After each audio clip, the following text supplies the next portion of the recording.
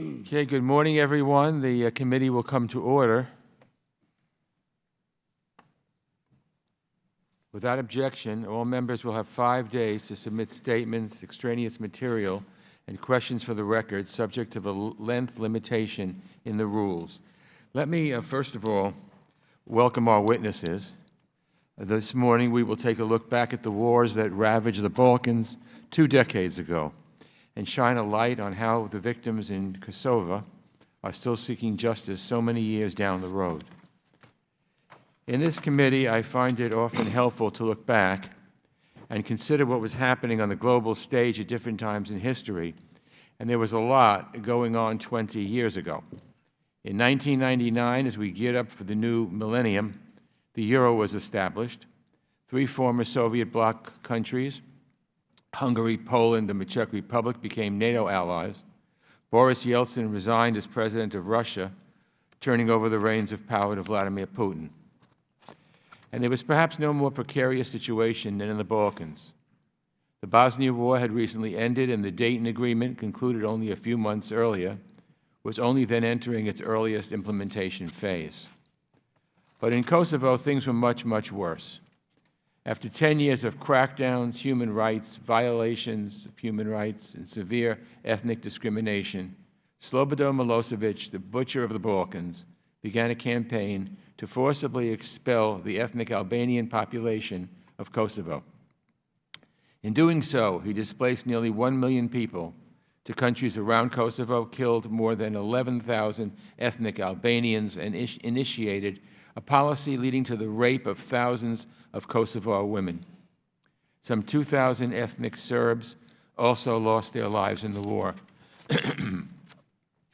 I'd like to specifically call attention to a 2017 report from the Belgrade-based Humanitarian Law Center, HLC, titled "The Cover-Up of Evidence of Crimes During the War in Kosovo, the Concealment of Bodies Operation."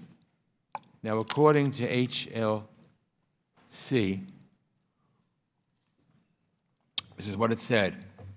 Since 2001, mass graves containing the bodies of 941 Kosovo Albanians, mainly civilians, killed outside combat situations in Kosovo during 1999, have been found on 4 locations in Serbia. The bodies found in mass graves belong not only to males, but also to females and children as well. The cause of their deaths in most cases was a gunshot wound, mainly to the head, suggesting that the victims did not die in combat, but as a result of execution-style killings. The decision to conceal evidence of crimes committed was planned as early as March 1999 at the highest level of the government. No one has ever been held accountable before courts in Serbia for the large-scale operation of concealment of bodies of Kosovo Albanian victims in mass graves. I want to repeat that because it's really shocking. To this day, no one, 20 years, no one has ever been held accountable before courts in Serbia for the large-scale operation of concealment of bodies of Kosovo Albanian victims in mass graves. I also want to highlight the work of Human Rights Watch in calling attention to the victims of Belgrade's policy of forcible rape of up to 20,000 Kosovo women. 20,000. In their report, Kosovo, Rape as a Weapon of Ethnic Cleansing, the Human Rights Watch laid out the case starkly. The research found that rape and other forms of sexual violence were used in Kosovo in 1999 as weapons of war and instruments of systematic ethnic cleansing.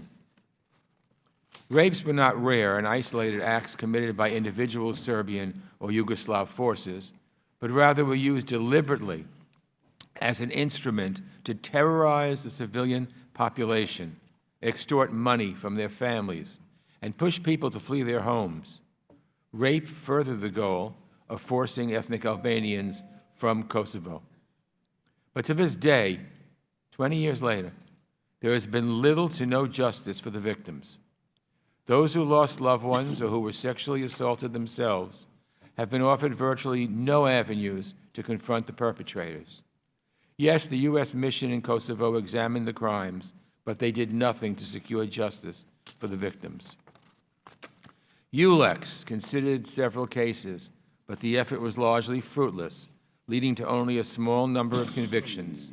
The International Criminal Tribunal for the former Yugoslavia, the ICTY, indicated Milosevic, who later died in prison, but it has not, they indicted Milosevic, who later died in prison, but it has not achieved much else for the other Kosovars who suffered from his army's war crimes. And regardless of the fact that the vast majority of war crimes during the Kosovo War were committed by forces under Belgrade's command, the same number of Kosovar Albanians were indicted by the ICTY as Serbs, 7 from each country. No one thinks people who committed war crimes should get away with their actions, but nothing underscores the unbalanced international justice arriving from the Kosovo War more than this false equivalency. The United States and our European allies could have pressed for justice for the victims of Milosevic's brutality, but for the most part, we failed to take any substantive action. Even worse, in my opinion, the United States forced Kosovo to create a so-called special court to address allegations of violations by members of the Kosovo Liberation Army, the KLA. So let's see what this means. The special court addressed allegations of violations by the Albanian minority, by members of the Kosovo Liberation Army, but did not do anything for the Serbs, to the Serbs, who committed such heinous acts of violence. Very, very unbalanced. No one is saying the KLA was somehow perfect and didn't commit bad acts of its own, but let's be crystally clear. The vast majority of crimes, vast majority, war crimes and crimes against humanity were committed by the Yugoslav and Serbian security forces. That's a fact. There is no other way to look at what happened. No matter, said the United States and the EU, Kosovo needs a special court, and we proceeded to force it upon them. Regrettably, I went along with this so the pressure could come off Pristina and the country could return to normal. All the while, did the State Department come down nearly as hard on Serbia, which committed the overwhelming bulk of the war crimes? Did we and our European allies demand that in exchange for progress in EU ascension, Belgrade must address post-conflict justice? No, we didn't. We dumped it all on Kosovo. Hence, Kosovo has a special court to investigate itself. Shameful and wrong, in my opinion. But, my friends, there may be a silver lining. The law creating the specialist chambers allows the prosecutor to indict anyone who committed war crimes in Kosovo during the war. But to this day, it seems the court is only pursuing Albanians. I'd suggest that anyone involved with this court pay attention right now. This committee will be monitoring the court closely to see that it addresses the perpetrators of all crimes which can be prosecuted under its jurisdiction, not only ethnic Albanians. In the bigger picture, I think the justice for the victims of the Kosovo War will never be achieved if we, and by we, I mean our State Department and the European Union, continue to sweep the whole thing under the rug. That's why this hearing is so important. It's critical that we hear firsthand from those who were brutalized at the hands of Belgrade in 1998 and 1999, and from those who are pressing for justice. We have an outstanding panel of witnesses this morning. I look forward to introducing them and hearing their testimony. But first, I'll yield to our ranking member, Mr. McCall of Texas, for any opening remarks he might have.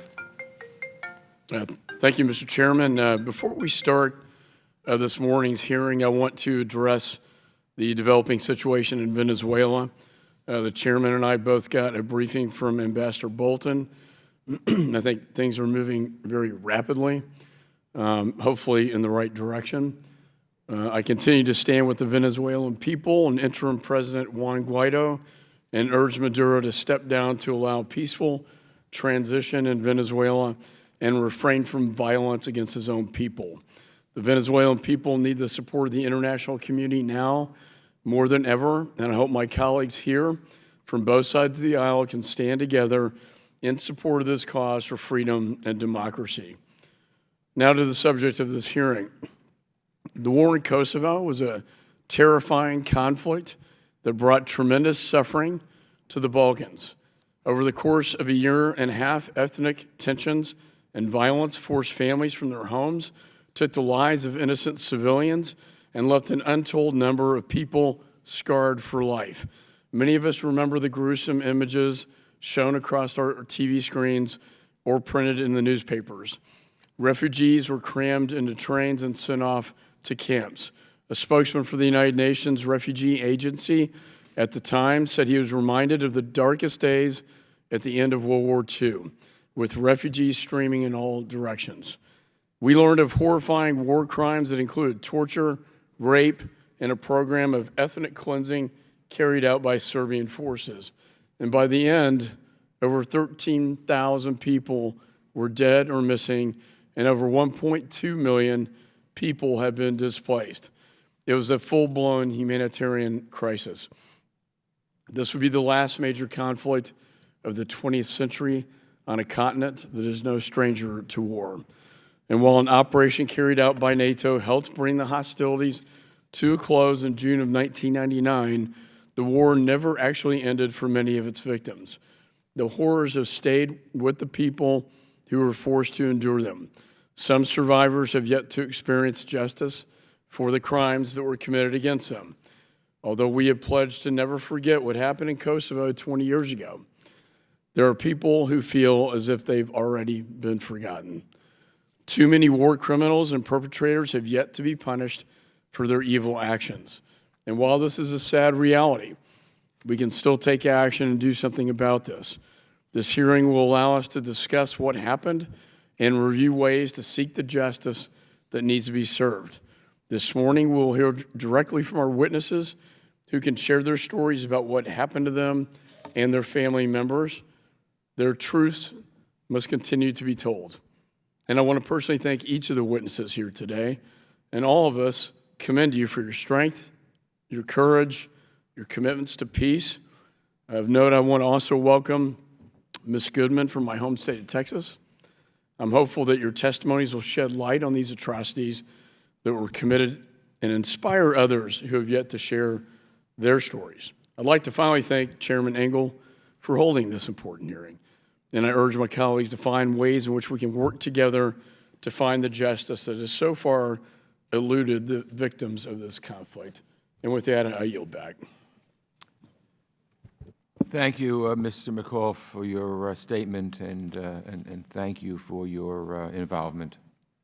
So let me first introduce the witnesses. I'm pleased to again welcome these distinguished witnesses to the Foreign Affairs Committee. First of all, we're honored by the presence of the former president of Kosovo, Atrocities jahjaga. President Jahjaga has played a critical role in raising the stature of the victims of Belgrade's policy of forcible rape of Kosovo's women.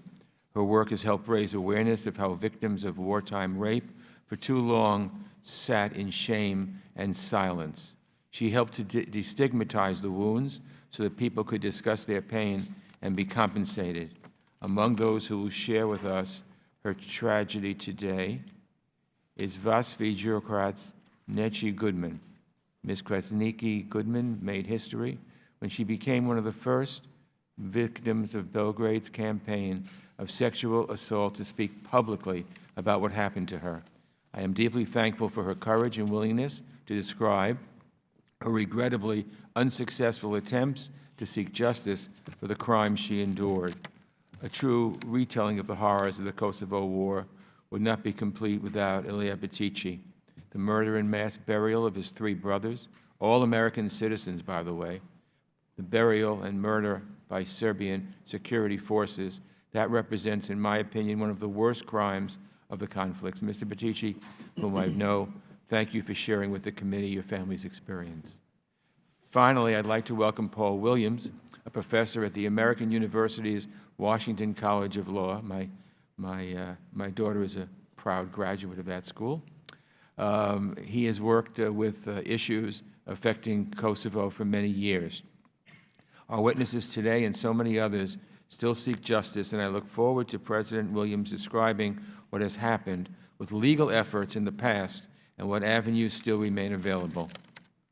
I'll now recognize our witnesses for 5 minutes, each to summarize their testimony. We'll start with President Jahjaga.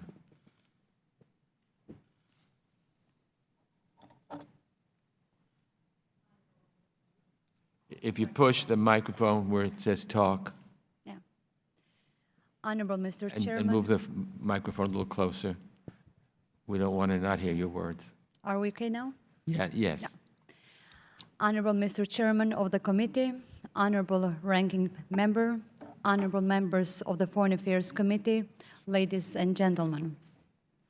As I speak here today, I carry the burden of hundreds of thousands of lives that have been shattered by the war in Kosovo. They want their stories to be heard, and they demand justice for the crimes perpetrated against them. It is not a burden to take lightly. We would like to use this occasion to share their stories and seek support for our ongoing quest for justice. Around this time, 20 years ago, NATO intervened in Kosovo to stop the ethnic cleansing of the Albanian population perpetrated by the Milosevic regime. We are forever grateful to the United States for its leadership in ending the war and opening a new chapter for Kosovo. Since then, we have been going through the tremendous task of dealing with grief and trauma, rebuilding our homes, building democratic institutions, and seeking justice, all at once. Our dignity and humanity were stripped away 20 years ago. The Albanians in Kosovo, as the demographic majority, were the target of some of the most grievous human rights violations. The Serbian police and military under the Milosevic control carried out widespread and systematic human rights abuses. Other ethnic minorities were caught up in between, and although not the target, suffered similar crimes. Through an ethnic cleansing campaign, in less than 2 months, nearly 1 million Albanians were expelled from Kosovo. Inside Kosovo, in a crusade of killings, Serbian forces round up Albanian men and women of all ages in door-to-door operation to summarily execute them. They perpetrated indiscriminate violence, separating families. They destroyed the social fabric of our community. During the Kosovo War, there were more than 100 mass killings, 74 of which well recorded. Over 13,000 people were brutally murdered in the war, according to the Humanitarian Law Center, including 1,230 children under 18, whose lives and dreams were instantly shattered, 80% of them Albanian. There are still over 1,600 missing. An estimated number of 20,000 women were raped, according to the Center for Disease Control. 2/3 of the homes and objects of historic value were burned to ashes. The devastation of war made a return to normalcy difficult. The war did not only influence interethnic relations, it also broke communities. The use of rape as a tool of war was meant to make war everlasting. I have met hundreds of women survivors of sexual violence. Their painful experience is still vivid. They still suffer from physical injuries and severe PTSD. For many years, due to the stigma unjustly placed upon them, they were isolated, deprived of the life opportunities, unable to even provide for themselves and their families. As a result, the vast majority of them live in dire economic conditions and in need of support. Still, every single one of them told me that in order to move forward, they need recognition and justice more than anything else. While today, very few cases have been prosecuted for this crime, there has been no conviction, not a single one. Ladies and gentlemen, the only way to help these women and men move past the horrors of the war is the justice. Kosovo has established a special court to ensure the mechanism of justice for any wrongdoing on our part. This has not been easy for us.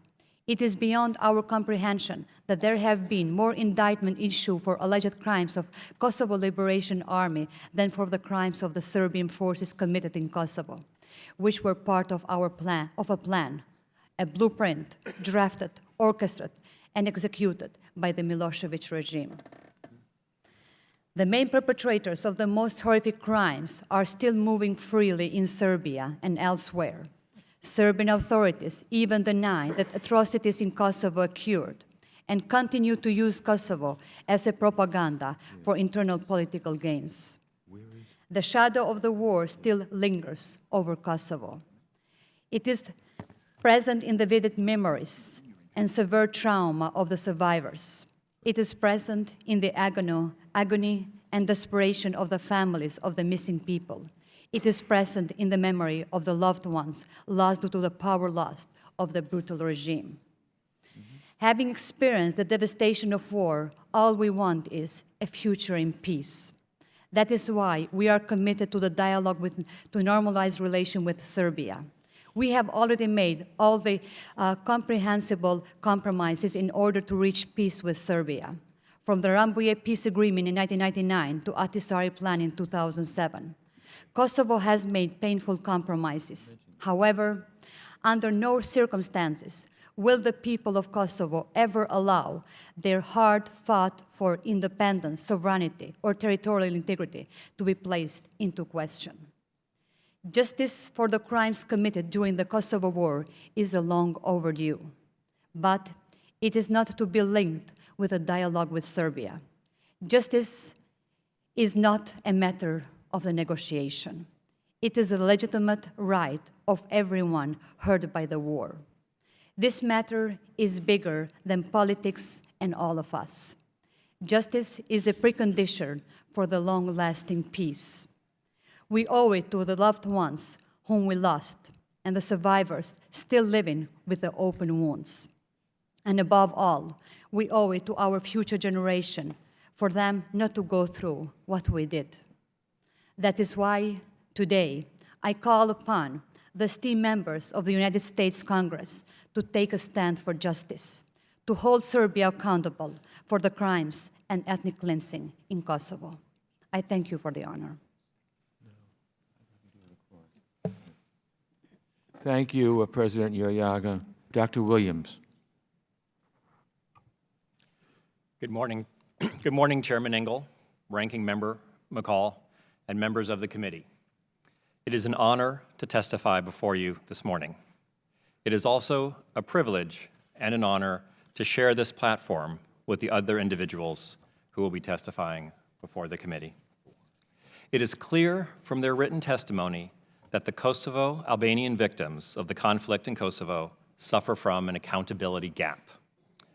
During the course of the Yugoslav wars, armed forces associated with the Serbian regime carried out genocide, mass murder, torture, mass rape, mass deportation as a means to achieve Serbia's military and political objectives.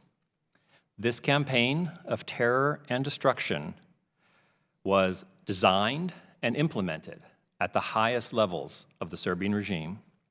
It required tens of thousands of individuals willing to perpetrate such crimes, and it left hundreds of thousands of victims in its wake. Every victim of an atrocity is entitled to justice, and every perpetrator should be held accountable for their actions. It is equally important, however, not to embrace the mantra of all sides are responsible, which can create a false sense of moral equivalence among the parties. During the Kosovo conflict, the forces associated with the Serbian regime were responsible for the vast majority, upwards of 80% of the atrocities. They displaced nearly 1.4 million people, that's 90% of the Kosovo population, killed over 11,000 civilians, and raped over 20,000 women. Yet, the United Nations Yugoslavia Tribunal indicted an almost equal number of alleged Serbian regime perpetrators and alleged Kosovo Liberation Army perpetrators. None of the indictments of the alleged Serbian perpetrators included charges of rape or sexual violence as a standalone atrocity. In total, the UN Yugoslav Tribunal only convicted 6 Serbian regime perpetrators for the atrocities in the Kosovo conflict.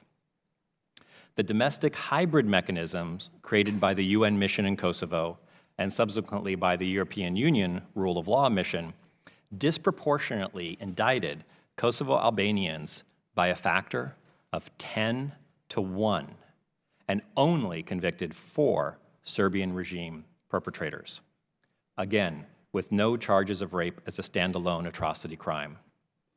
In 2015, the international community exerted substantial diplomatic pressure on the government of Kosovo to create the Kosovo Specialist Chambers and the Specialist Prosecutor's Office. The general diplomatic characterization of the court is that it is designed to solely prosecute ethnic Albanians who served in the Kosovo Liberation Army. If this characterization is correct, then the court essentially grants de facto amnesty to perpetrators who committed atrocities on behalf of the Serbian regime, and it closes off effective justice for hundreds of thousands of victims in Kosovo. No other international or hybrid criminal tribunal has been ethnically based or has denied justice to such a substantial number of victims. The accountability gap created by the actions of the international community and the United States derives from the 20-years-old approach of the European Union to the conflict in the former Yugoslavia: accommodation and appeasement of the Serbian regime. This approach requires maintaining a perception of moral equivalence among all the parties to the conflict. However, false moral equivalence, the creation of ethnic-based courts, the denial of access to justice for victims, and the fostering of ethnic injustice undermines the legitimacy of accountability mechanisms and their ability to promote reconciliation, which is essential to create a durable peace. The myopic focus of the international sponsors of the Specialist Chambers is disappointing for 2 reasons. First, as detailed in my written statement, the statute adopted by the Parliament of Kosovo does not actually preclude the prosecution of all individuals responsible for crimes committed in Kosovo, and thus could serve as a vehicle for justice for every atrocity victim, regardless of ethnicity. Second, the statute provides for state-of-the-art victim representation and witness protection, which are key to the successful prosecution of the conflict-related sexual violence. The court has the potential to be an ideal mechanism to bring justice for the 20,000 victims of rape in Kosovo. In conclusion, to accomplish the restoration of the integrity of the Specialist Chamber, the United States should work with the government of Kosovo to affirm and, if necessary, clarify that the mandate of the court covers all crimes committed in the territory of Kosovo and is not limited to prosecuting members of a specific ethnic group of alleged perpetrators. If necessary, the United States can work with Kosovo to amend the statute to make this mandate unambiguously clear. The United States should also work with the government of Kosovo to encourage the Specialist Prosecutor's Office, a part of the judicial system of Kosovo, to prioritize the investigation and prosecution of rape and other conflict-related sexual violence. Thank you for the opportunity to speak this morning. Thank you, Dr. Williams. Mr. Bytyqi. Chairman Engel, ranking members of McLeod, members of the committee, thank you for hosting this important hearing and inviting me to testify. My name is Ilir Bytyqi. Mr. Bytyqi, could you just pull the microphone a little closer to your Sure. lips? Thank you. Okay. My name is Ilir Bytyqi. On behalf of my family and other victims of war crimes committed during the Kosovo War, I am here to offer you the word of simple message. Victims cannot be ignored. If you want lasting peace in Balkans, we cannot be ignored. If you care about justice, we cannot be ignored. And if all you want is simple the truth, we cannot be ignored. As I hope to make clear today, this history is still being written. This committee can help shape its course. I come from an American Albanian immigrant family in New York. I grew up between United States and Kosovo with lots of siblings, including my brother Fatos, Uli, Agron, and Mehmet. We were close family, one for all for one. But 6 boys in New York, imagine the headaches we gave my mother. In the late 90s, we started hearing about what was happening in Kosovo. We were devastated to see images of our friends, families being expelled from their homes and murdered in their villages. We worried over sick, thinking about my mother, sister, and my brother Fatos, who were in Kosovo at the time. Around this time, we got word from American Albanian community in New York that people were going over to fight against President Milosevic's barbaric campaign in ethnic cleansing. Uli, Agro, and Mehmet went without hesitation. They weren't scared. The last thing I told them was, be safe, you know I expect you to come back. Towards the end of the war, my brothers decided to stay in Kosovo and help with the rebuild efforts. One day, they agreed to go in a humanitarian mission to help some Romans, neighbors, get to a safe zone. Eventually, Serbian police came in unmarked cars and in plain clothing and kidnapped my brothers. They took them to the other side of Serbia, to Petrovo Selo. 2 years later, their bodies were found on top of a mass grave in Petrovo Selo, with their hands tied behind their backs and bullet holes through the back of their heads. My brothers were sent to these killing grounds because they were Albanians. They were murdered because they were Americans.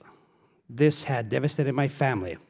For the past 20 years, my brother Fatos and I have been fighting for justice because the Serbian government won't. In 2015, then Prime Minister Aleksandar Vučić admitted as much. He looked my brother Fatos in the eye and said, in uncertain manner, in my mind, only 2 people are responsible for these murders. Then he named the names. This is not some unsolved mystery. It's a simple matter of will. Then as Prime Minister, and now as a President, Aleksandar Vučić protects war criminals who murdered my brothers. President Vučić has no shame about this. He has threatened my family for our efforts for 5 years. Now, he has promised members of this committee and the United States Vice President that he would resolve this case. Earlier this year in Munich, President Vučić bragged to Serbian media that he told members of this committee that NATO officials should be extradited to Serbia, not the war criminals who murdered the American citizens. This is a systematic problem with Serbia.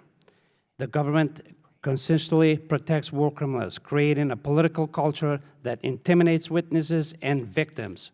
Convicted war criminals are regularly given a hero's welcome when they exit the ICTU prison. Recently, President Vučić had an audience to call Slobodan Milošević a great leader.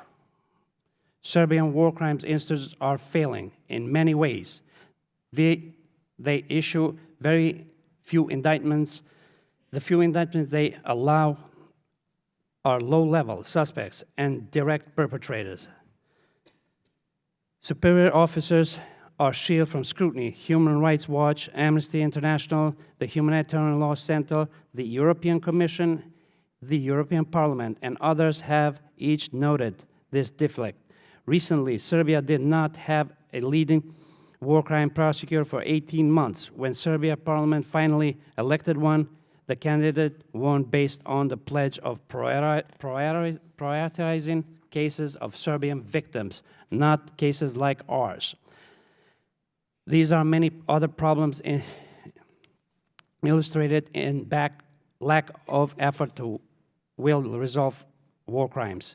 Mr. Chairman, this effort affects other issues that I know you care deeply about. There are still over 1,300 missing persons from the war, many of whom had not been found because the cover-up operations that occurred at the end of the war. The main suspect in bytyqi case and principal responsibility over many of these covered operations. To date, Serbia has not prosecuted a single person for the cover-ups. The good news is that concrete things that the Congress, the European Union, Serbia, and even Kosovo can help these causes. First of all, I urge you to do the following: pass the HCON resolution, 32 resolution regarding the case that was recently introduced by Republican Lee Zeldin, Chairman Engel, and Republican Grace Meng. When the Congress speaks, Serbia listens. Make sure that the European Union counterparts prioritize these issues as Serbia currently in the midst of their EU accession process. To date, Serbia has been allowed to open relevant chapters just by making empty promises. This must stop. Considering legislation to give the President and my family more tools to pursue justice in this case, where Americans are killed abroad by foreign governments. Our advocates at the Pretrial Rights International have forwarded a legislative proposal to some of your offices regarding these issues. Would be happy to share with any other members of the committee. Second, I urge the European Union to do one simple thing: start prioritizing accountability for war crimes during both Serbia accession process, during the related dialogue between Pristina and Belgrade. There are a number of ways to do this. Mr. Chairman, I strongly support your call to not allow Serbia to enter the EU until it cleans up its act.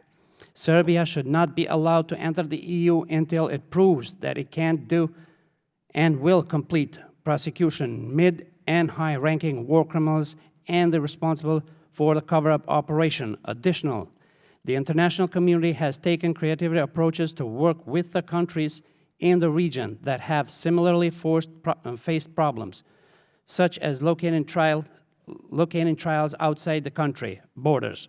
It is now time for the EU, United States, and the international partners to consider similar options for Serbia. Also, the EU should not shy away from difficulties but relate issues like justice sector cooperation between Serbia and Kosovo. Both countries need to cooperate in all types of cross-border criminal investigations. The EU should make sure that they have agreement in place. To Serbian leaders, I urge you to change your course. There is no shame on facing one's past, only honor. Until Serbian politicians, leaders support their efforts to honestly confront Serbia's past, Serbia will never become a great nation that we all know and hope it can be. Finally, we are truly grateful for the many recognition that the Kosovo government has given to my family and other war crime victims. But the Kosovo government can do more. It should make war crime justice in Serbia and regional cooperation in war crimes cases frontline issue in the dialogue with Serbia. As a sovereign nation, Kosovo also has the right to take real action in these cases. We urge you, the international community, to start prioritizing these issues. Thank you for your consideration, my testimony. Thank you, Mr. Bytyqi. Ms. Kresnici Goodman. Push the button and move the microphone closer to. How about now? Is this good? We'll see. Thank you. Keep talking. Honorable Chairman Engel, Honorable Ranking Member. A little louder if you can just move it closer to you. Move the. What? Yeah, just Okay. speak directly into it, and it'll pick up your voice. Honorable Chairman Engel, Honorable Ranking Member McCall, Honorable Member of the Foreign Affairs Committee. Ladies and gentlemen, I want to thank you all very much for giving me the honors of sharing my story with you. I hope it will shed some light on the depth of the issues that you are considering here today. On April 14th, 1994, when I was only a 16-year-old child, a Serbian police officer burst into my family's home. He was looking for my father and my brothers, despite the fact that they were not there. I was with my mother, my aunt, and my two cousins. The police officer ordered us to show him our IDs. After taking a look at my ID, he kept it, and he said I had to go to the police station to give a statement about the men of our household. At this moment, my uncle walked over from his house and simply asked, "Why are you taking our girl?" The police officer replied, "Don't anybody move or I'll shoot everybody." My mom told him to take her in my place. "No, she's a child," replied the police officer. "She will not be able to lie about whereabouts of her father and brothers." The Serbian police officer then ripped me away from my mother's arms and took me to a Serbian village nearby. He walked me into an empty house just off of the main road. He threw me onto a stack of corn that was piled against the house. I started to yell, and I screamed on top of my lungs. That's when he took me inside of his car, and he started raping me. I remember everything. I was held at a gunpoint. He abused me and raped me repeatedly. I was shocked and exhausted. I lost consciousness. When I regained consciousness, I cried with no control, begging him to kill me. "No," he said, "I won't, because you will suffer more this way." He was right. I have suffered greatly since then. I remember he had a bandage on his left hand, and he was saying that Kosovo Liberation Army shot him, and he was taking revenge on me. Every time that I screamed, he threatened to take me to an area full of Serbian forces where more men would rape me. After he was done assaulting me, he went into the local store and left me alone in a car.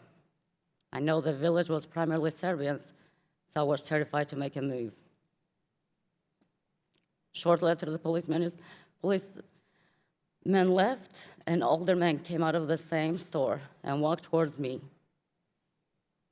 He forced me outside of the car and took me to unfinished house. I distinctly remember this man. He was an old man and he was crippled. There in that house, he raped me. A few hours later, I was taken back to my village and left on the street. I walked through the village cemetery, hoping that my life went in just right then and there, because I didn't want to go home to explain to anybody what had just happened to me. They told me not to tell anybody what just happened. They said to tell them I was at the police station giving a statement about the whereabouts of my father and my brothers. Somehow I managed to make it to my uncle's house. I didn't have to explain to anything what happened to me. By judging on the conditions they saw me, they knew that no one takes a 16-year-old child to the police station for a testimony just to return her a few hours later with scratches, bruises, and torn up. The next day, I reported my case to the Kosovo Liberation Army. Later, I reported to the United Nations mission in Kosovo. I also reported everything to the European Rule of Law mission in Kosovo. The perpetrators of this crime, they were identified eventually. However, 20 years have passed. My torturers are not being held accountable for the crimes they have done, and they are still at large. There are 20,000 women and men who suffered crimes of war, sexual violence in Kosovo. All they want is justice. All I want is justice. Although today I live a happy life in Texas as a proud wife and as a proud mother of 2 daughters who were born in the United States, and thankfully they will never have to encounter the tragedies that I experienced. I will never have a peace with my past until justice is delivered. Thus today, I call on the representative of the United States Congress to address the impunity of war crimes and human rights abuse that was committed in Kosovo by taking immediate action to seek justice for all survivors.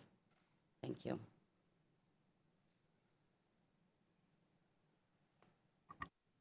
Okay. Thank you, Ms. Krasniqi Goodman, and thanks to all our witnesses. Let me start with Ms. Krasniqi Goodman. This room got very quiet. Thank you, first of all, for the courage of telling your story. It's not an easy thing to have lived through, obviously, and it's a very difficult thing to be able to go public and tell everybody. But it is so important if we are ever to get justice for what happened during the war in Kosovo. People like you and others, Mr. Bytyqi, have to have the courage to speak. So I want to thank you personally. Got to know you a little bit last night at dinner. And I want to thank all of our witnesses. Thank you. Thank you so much. President jahjaga, I've worked with you so much during these past several years, and thank you for your courage. Dr. Williams, you've always spoken the truth, and Mr. Bytyqi, everyone in Kosovo knows the story of the Bytyqi brothers. Everyone knows the story, and we're not going to forget ever about your brothers. We're not going to stop until we seek justice. Let me start with President jahjaga. Thank you for your service to your country and your efforts to raise awareness about the women who survived sexual violence during the Kosovo War. It's very difficult, even 20 years later, to come to grips with what was done to these women and to sadly say that we've had 20 years and we haven't done right by them. Could you please share with the committee the ongoing struggles of the victims of wartime rape with the committee, and how can we assist your efforts to work with you in bringing people to justice?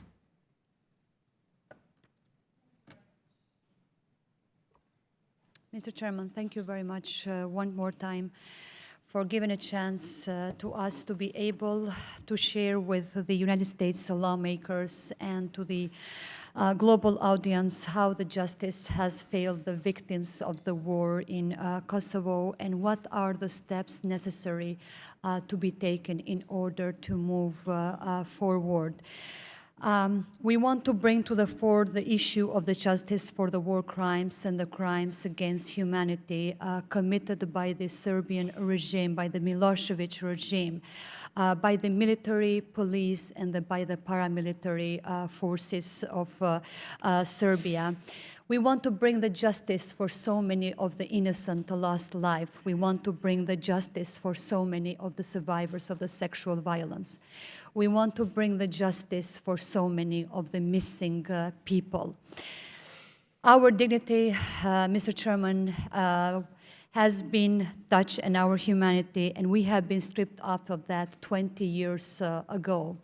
Many of the reports of the human rights and the verification reports has shown, and many of the testimony of the witnesses of these atrocities and the crimes committed against humanity in Kosovo shows that Kosovo Albanians, as the ethnic majority of Kosovo, have been violated and have they been a target of some of the most grievous crimes and the violation of the human rights. Milosevic regime wielded the absolute control over the Serbian police, military, and paramilitary forces that they have been ordered to conduct this series of the violation of the human rights. It was mentioned here that an estimated number of over 1 million people were made by force to leave their homes for the purpose of the ethnic cleansing.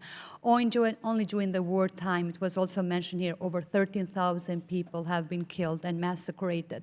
In between them, I want to repeat again, 1,230 of them children under the age of the 18, and an estimated number of 20,000 women and men raped, where rape has been used as a tool of war.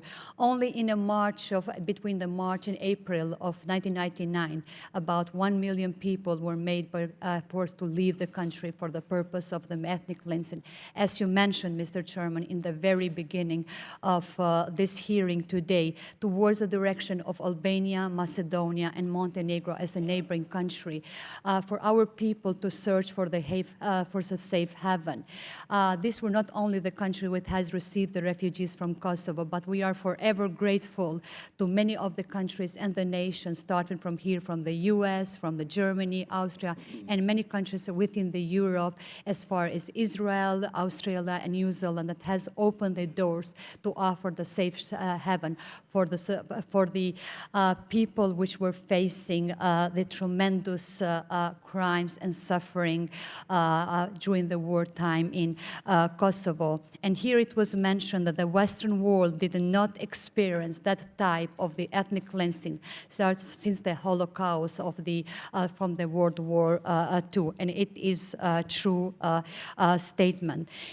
And something that I really want to stop here, because it was mentioned before I go to the survivors of the sexual violence, and I would like to use this opportunity to mention 3 more cases in the round of several other crimes and the massacres that have been recorded also by the Humanitarian Law Center in Kosovo, which is a long list of those that I want to mention for the sake of this many lives that has been lost in Kosovo by name, starting from the February 28th of 1998 to the June 6th of 1999. And I want to go by every location of the crimes that have been committed here.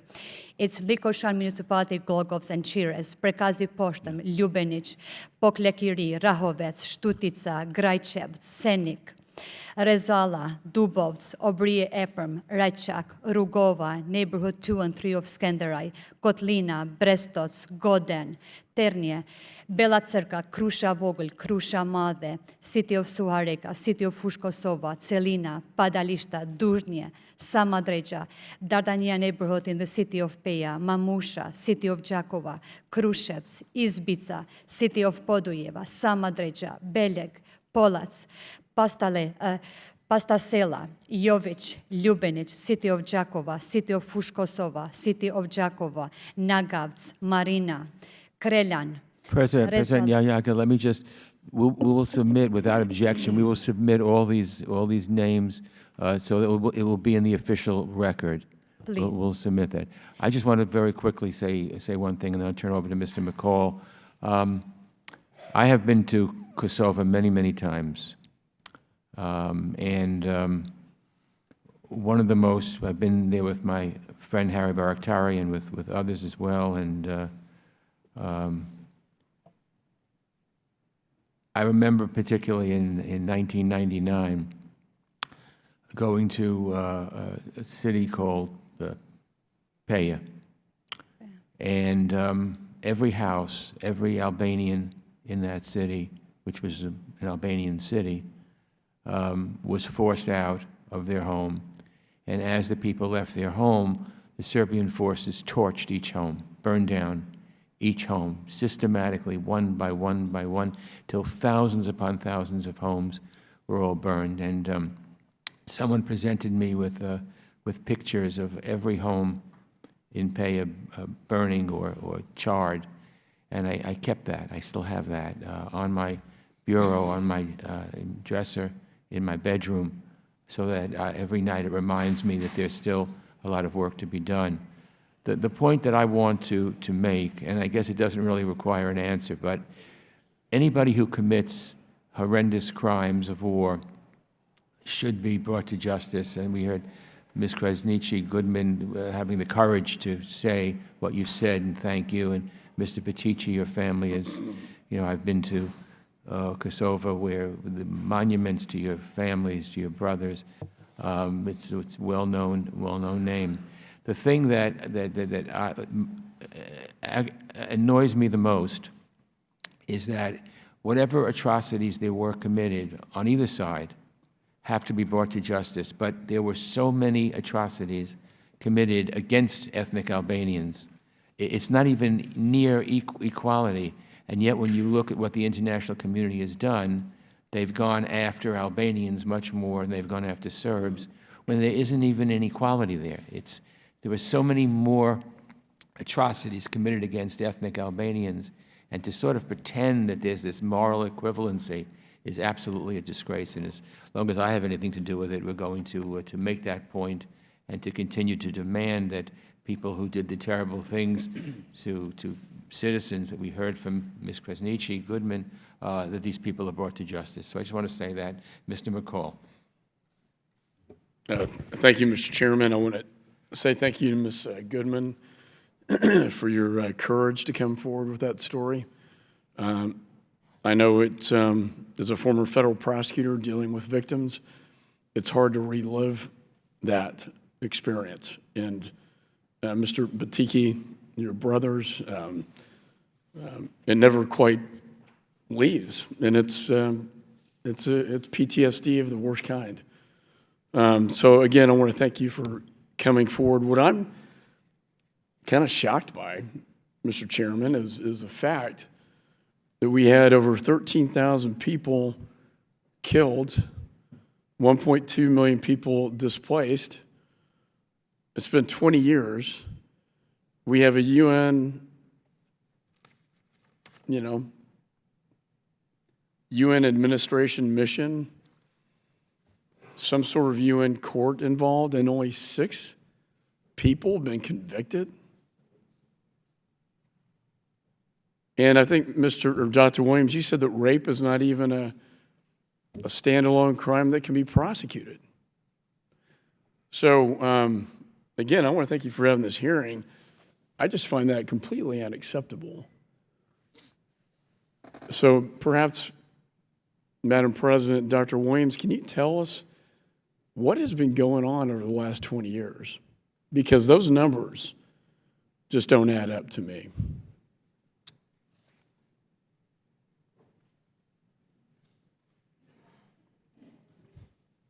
Push the Said button, Mr. Yeah. the talk button. Yeah. Can I be heard now? Yeah. As I said earlier, we have about an estimated number of about 20,000 women and men that have been raped. Can you pull the during war. microphone closer? I don't About want anybody. 20,000 Good. Thank you. women and men that have been raped during the wartime, where rape has been used as a tool of work. Like in every other cases, like also in our case in Kosovo, there has been enormous stigma surrounding the survivors of the sexual violence.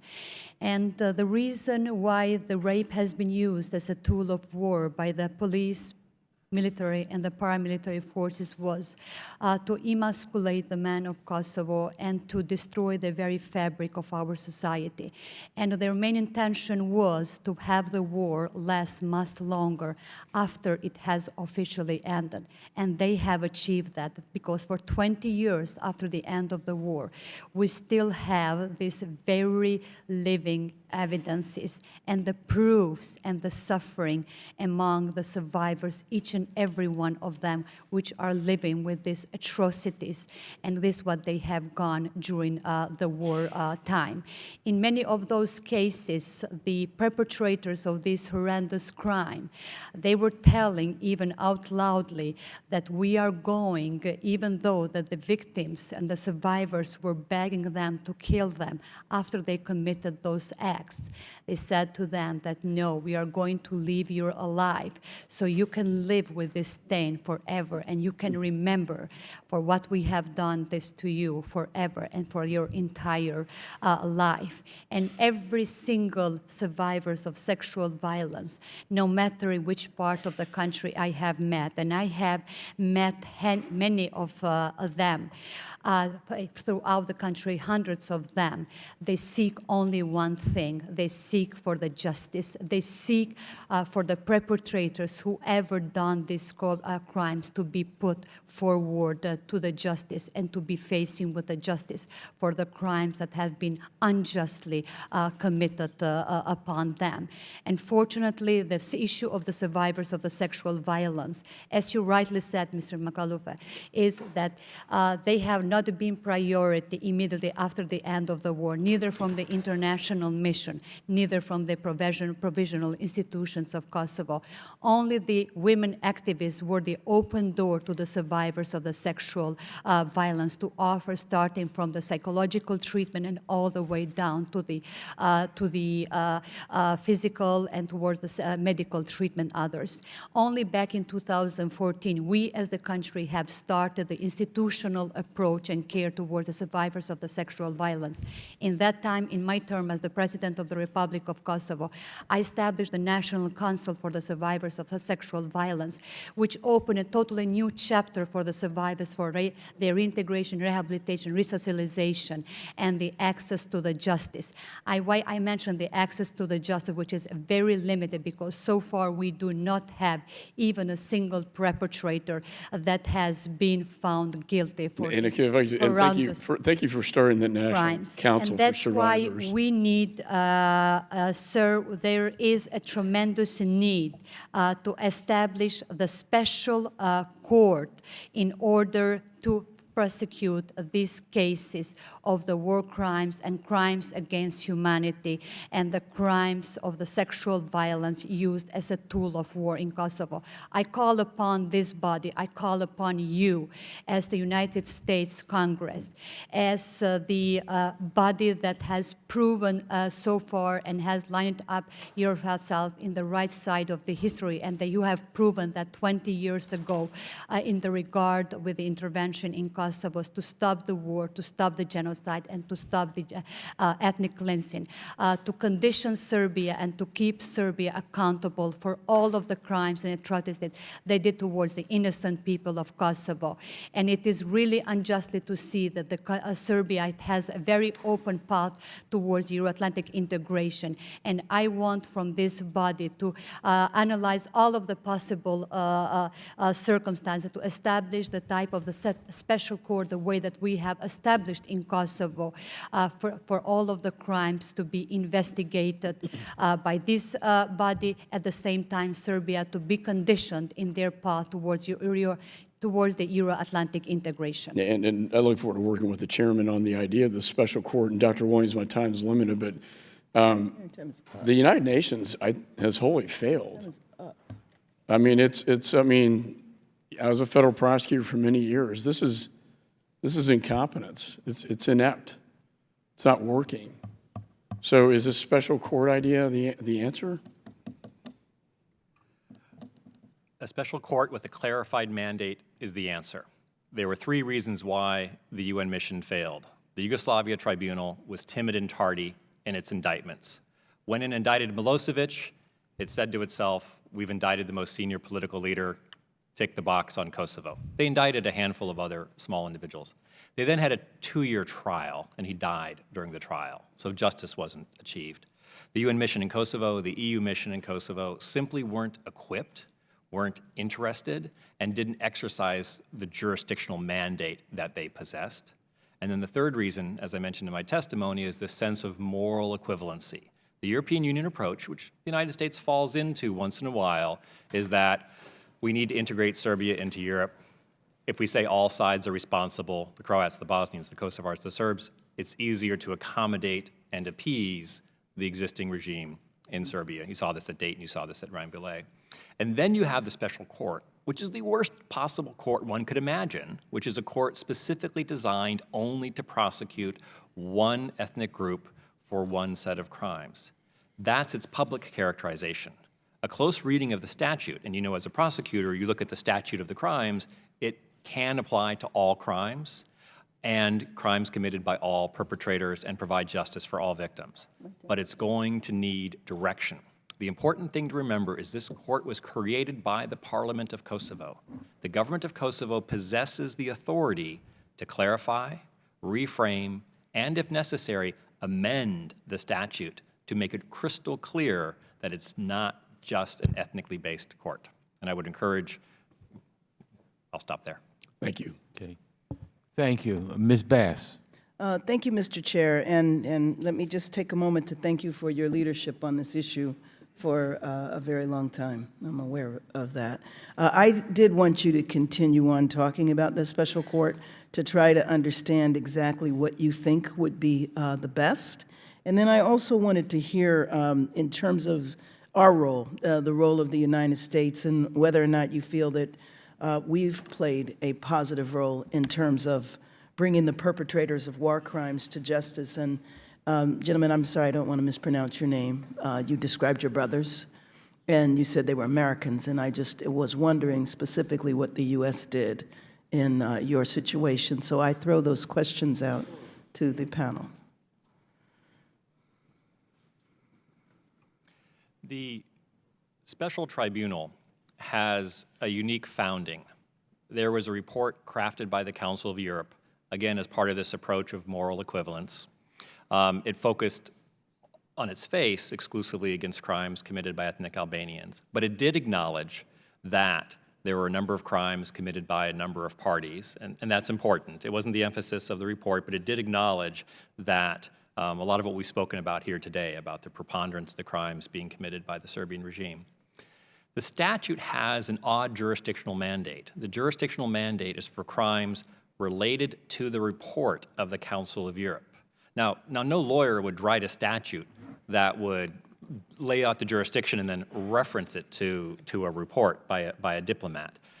But that's what you have. And then there was tremendous pressure put on the government of Kosovo to adopt this, and then to physically move the court to the Netherlands.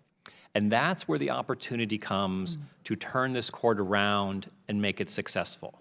There are international judges, international prosecutors, and there's a list of defense attorneys that are both Albanian, Serbian, and international.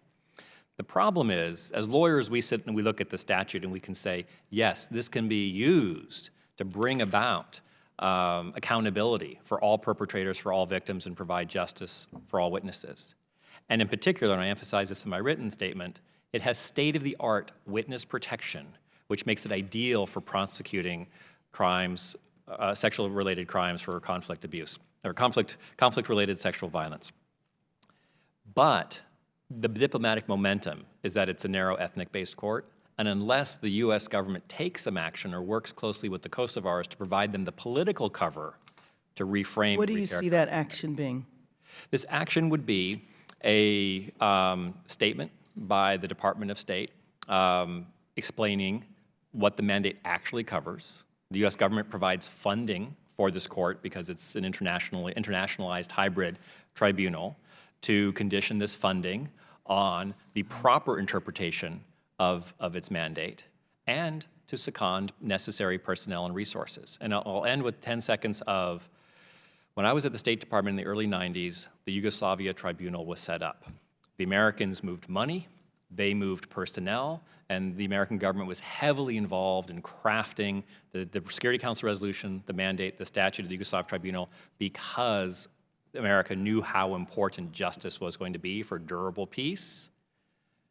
That has waned in these last few years and needs to be reinvigorated. Okay, and I know I'm just about out of time, but I would like for you to respond, and then I wanted to know if Madam President had a comment she wanted to make. Thank you.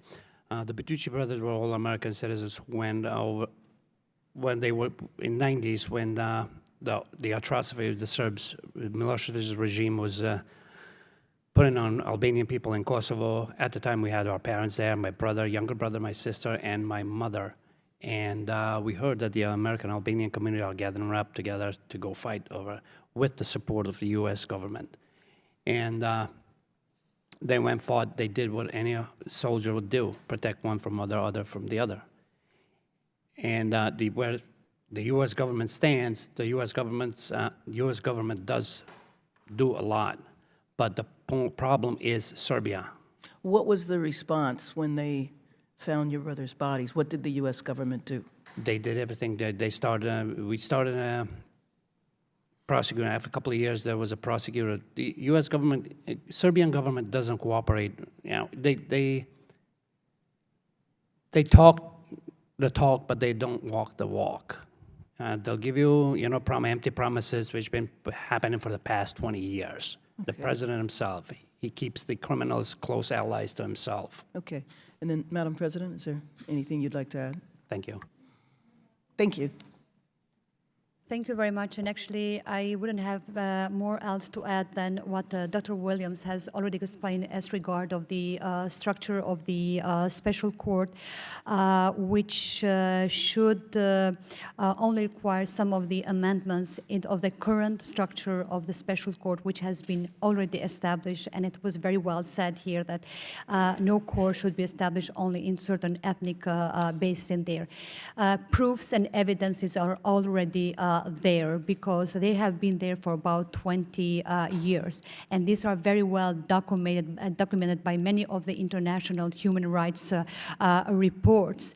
And that it only has the political backing or the political support starting from here, from this body. It was very well described by Dr. Williams, starting from your side towards the State Department and then back to the European channels. And again, about the necessary diplomatic pressure and the political pressure in the authorities of Serbia to be able to show the same readiness as we have shown in the case of Kosovo in establishing this certain crime, because this is not only in the interest of Kosovo, because this is also in the interest of the long-lasting peace in the entire region of the southeastern part of the Europe. It is not our intention to create the monster out of one nation of the Serbia.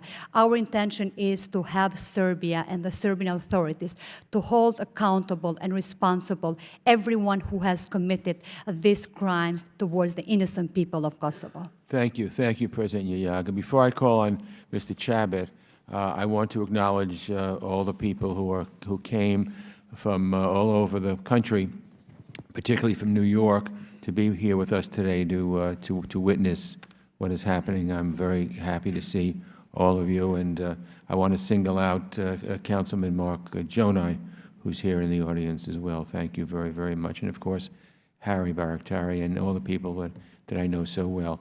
Mr. Chabot.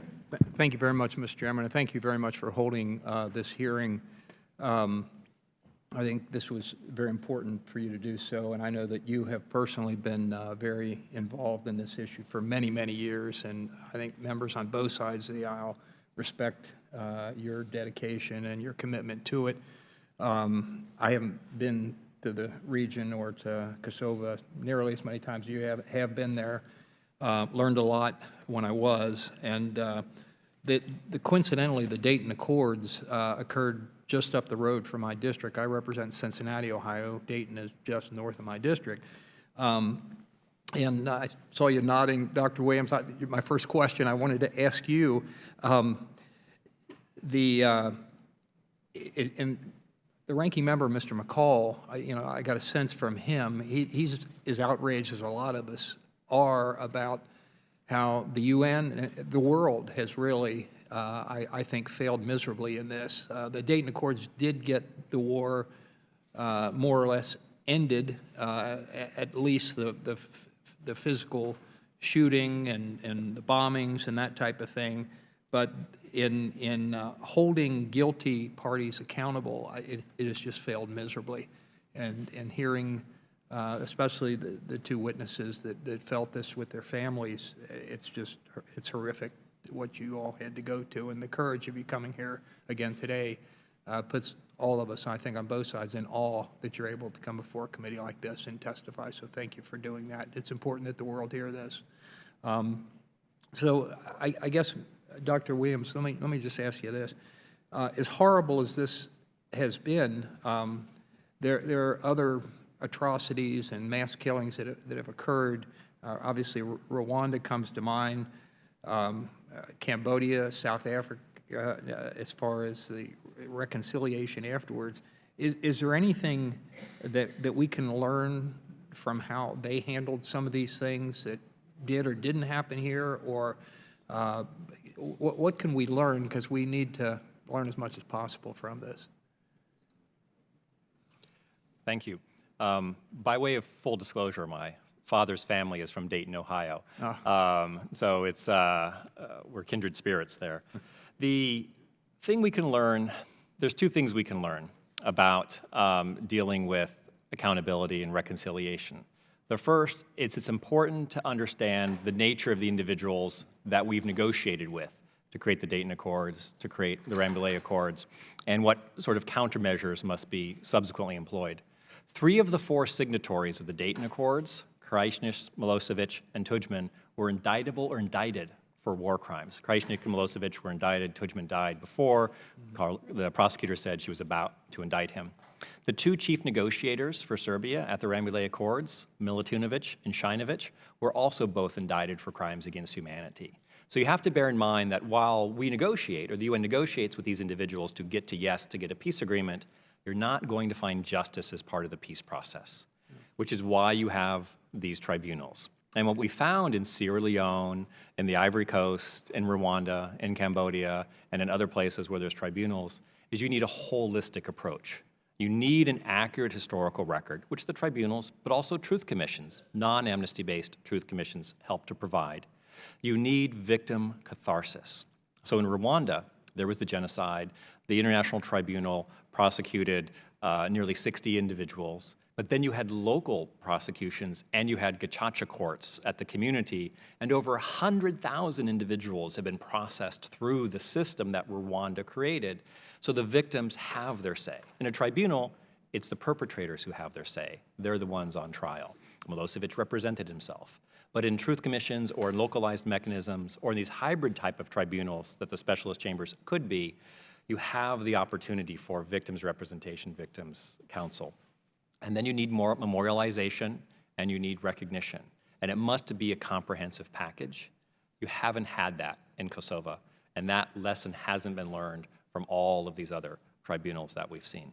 So negotiate peace with whoever you have to, indict and hold accountable those responsible for atrocity crimes, and then expand that mechanism and develop other mechanisms for victim catharsis, historical record, and importantly, as Madam President had noted, to deny collective guilt. And I was very careful in my testimony to talk about Serbian regime perpetrators, because although it's tens of thousands, it's not millions, and it's not the entire Serbian population. And you need to identify and pull out those responsible so that there's a denial of collective guilt, and you can have reconciliation and durable peace. Thank you very much. And Mr. Chairman, my time's expired. If I could just thank the panel again for their tremendous testimony. And hopefully we will, as a nation, along with the world, act upon this. So thank you very much. Yeah, thank you, Mr. Chabot. Ms. Spamberger. Thank you, Mr. Chair. Thank you very much to the witnesses for being here. I especially want to thank you, Ms. Krasniqi Goodman. Thank you for your testimony today. I appreciate you bringing a voice not just to your experience, but to the experiences of so many victims. And to Mr. bytyqi, I'm so sorry for the loss of your brothers, Yuli, Agran, and Mehmet. Thank you for honoring them by being here today. I'd like to continue the conversation a bit about the discussion related to the need for a special court. My area of interest is in recognizing that in 2014, Kosovo law was amended to recognize victims of conflict-related sexual violence as war victims, and this made them eligible for reparations. However, thus far, only 1,300 women have applied. I'm curious if you believe that were there to be a shift in the accountability process, the creation of this special court that you've talked about, Madam President, do you think that would change the pathway for victims of sexual violence to come forward, and would that have an impact on this catharsis process that you, Dr. Goodman, have spoken about as well? Well, ma'am, absolutely it will shift. As I said in the very beginning, that the issue of the survivors of the sexual violence has not been the priority, neither for international community immediately after the end of the war, neither for the professional institutions of Kosovo. They have been living in the tremendous stigma from the society, and actually it's not only happening did not only happen with the survivors of sexual violence in Kosovo, but it happens in every post-war and post-conflict societies. There is always a tendency of pointing the fingers towards the survivors rather than pointing the fingers towards the perpetrators. And it took for us about 13 years after the end of the war to be able to change the course and to be able to pass the necessary step for the survivors of the sexual violence to have the institutional care, as you referred, and as I have already filed in my statement, that by the creation, the National Council, which in a month after the work of the National Council, the legal status has been recognized towards all of the survivors of the sexual violence as the civilian victims of the war. The Committee for the Verification of the Status of the Civilian Victims of the War has started its work in February of 2018, and till now we have about over 1,000 applicants, and definitely this has reflected indirectly, and in each and every survivor that I talked to them personally before this process has started about 4 or 5 years ago. Will you be able to step forward and look and ask for your justice? And actually, they have been hesitating, but now has been created a totally different momentum that each and every one of them is willing to come forward. And as I said in a very first statement, no matter what kind of the circumstances they live, no matter that they live in a very dire economical situation, the only word that is being spelled out continuously by each and every survivor, and we have heard today also by Vasfie, is that we want justice. We want the justice, and we want to see whoever has done this horrendous crime to be facing with the justice. And by putting the focus on perpetrators, we also we have seen that the stigma around the survivors has kind of like shifted in another direction that has been created a different momentum. And this is what is happening today. Is going to be another momentum for the survivors of the sexual violence, for the justice that they have been lacking for about 20 years. And not to forget that we already lost so many of them. Some of them has left us. They died due to the consequences of what they have been going through. And so many times that I have been arguing with many of the lawyers, with many of the prosecutors in the country, when it was a matter of the evidence.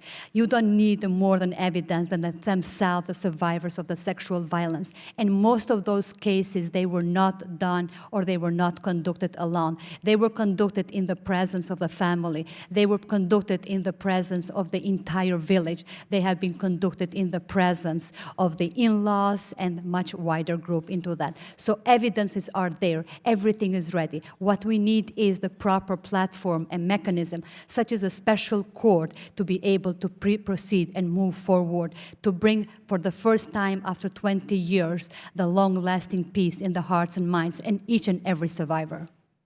Thank you, Madam President, and thank you so much for your advocacy on behalf of the people of Kosovo. And I'm out of time, Mr. Chair, so I yield back. Thank you. Okay. Thank you very much. I'm going to call on Mr. Zeldin in a moment, but I want to, before I do that, I want to say to Mr. Bytyqi, I've had President Vučić of Serbia in my office twice, right here in this building. And twice, when I questioned him about your brothers, he promised me that he would have a solution for me where people would, who committed this heinous crime would be brought to justice. And both times he showed that his word means absolutely nothing because there was never a follow-up. And even when I tried to follow up with him many, many months later, he gave me reassurances again, and of course, nothing. So it's pretty clear that the highest levels of the Serbian government are not willing to do anything. And I just saw him again for a third time in Germany a couple of months ago, and raised it with him again, and we got the same old ridiculous dodging. It's really just disgraceful. And I know that Congressman Zeldin is your representative.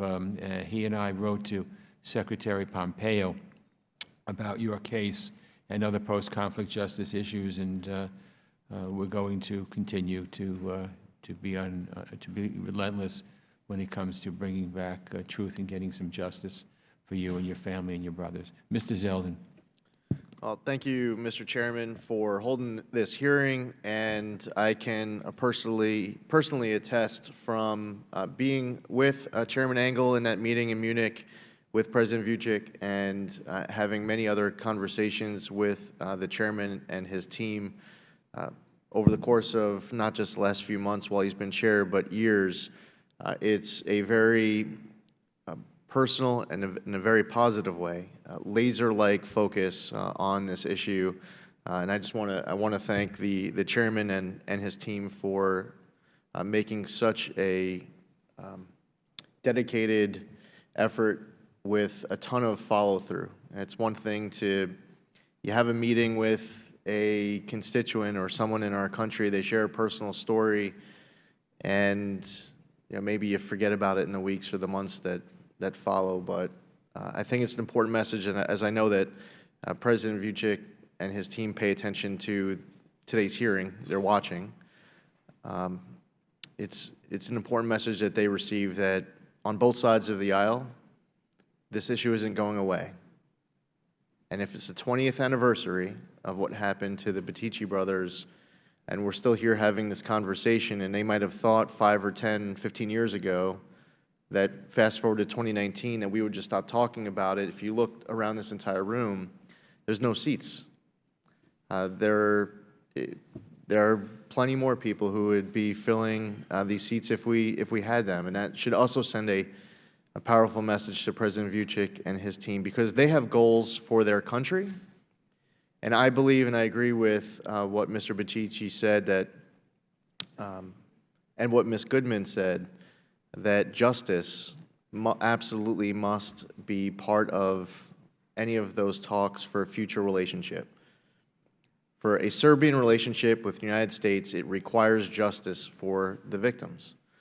This is my third term serving in this committee, and I've heard a lot of personal stories on different topics in different nations around the world. I have to say that nothing was as emotional and gut-wrenching as listening to your story, Ms. Goodman, and your strength to be able to be here and to share that story with Congress and with the American people is a testament to your strength of character, and there's a lot of respect for you just to be here and be able to share those reflections with us.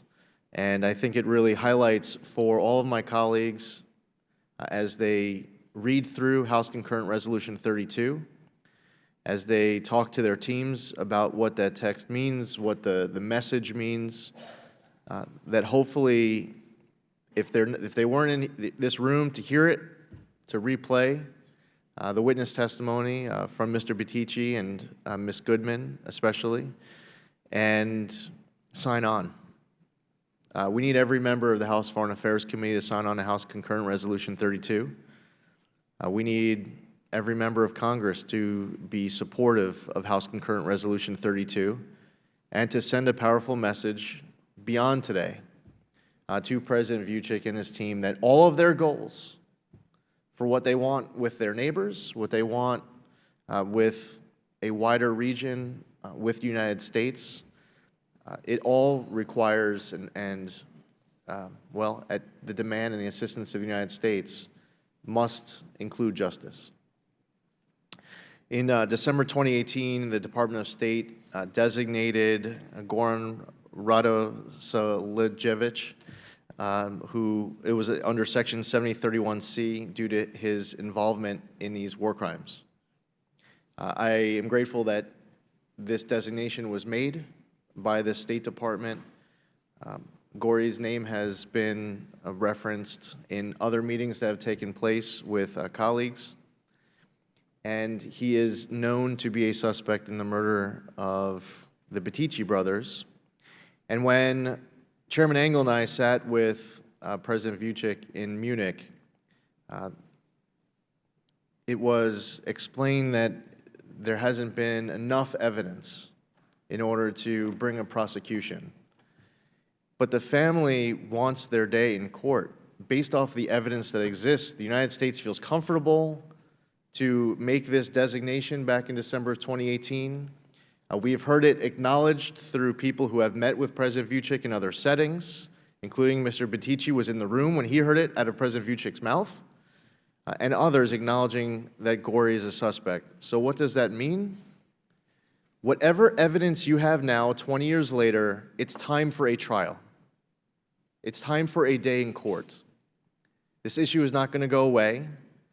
And for the sake of U.S.-Serbian relations and for Serbian relations with their counterparts in their region, for everything that they seek, that justice is what this committee hopefully will continue to demand. And once again, thank you to Chairman Engel, because I know that as President Vučić watches today, he knows that on both sides of the aisle that we won't let this issue go. And that is the key. Justice is the key, and that's what United States must continue to demand, and I yield back. Thank you, Mr. Zeldin. Mr. Gonzalez. Thank you, Mr. Chairman.